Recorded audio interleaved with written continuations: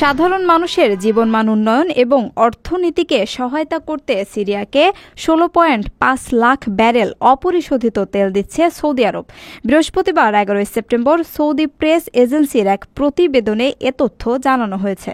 Saudi বাদশাহ সালমান বিন আব্দুল আজিজ এবং crown prince Mohammed বিন সালমানের নির্দেশে এই সহায়তা দেওয়া হচ্ছে।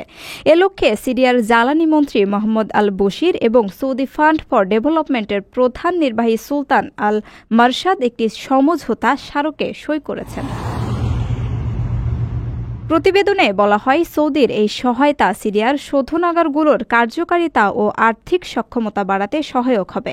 পাশাপাশি এটি দেশের অর্থনৈতিক সংকট মোকাবেলা, গুরুত্বপূর্ণ খাতের উন্নয়ন এবং টেকসই উন্নয়ন লক্ষ্যমাত্রা অর্জনে ভূমিকা রাখবে। উল্লেখ্য, ২০২৪ সালের ডিসেম্বরে সিরিয়ার সাবেক প্রেসিডেন্ট বাশার আল আসাদকে অপসারণ করে ইসলামপন্থী নেতা আহমেদ আল শারা ক্ষমতায় আসেন। এরপর থেকে সিরিয়া আন্তর্জাতিক সহায়তা ও স্বীকৃতি পেতে শুরু করে। পশ্চিমা নিষেধাজ্ঞা শিথিল হয় এবং আরব দেশগুলো সরাসরি সহযোগিতায় এগিয়ে আসে।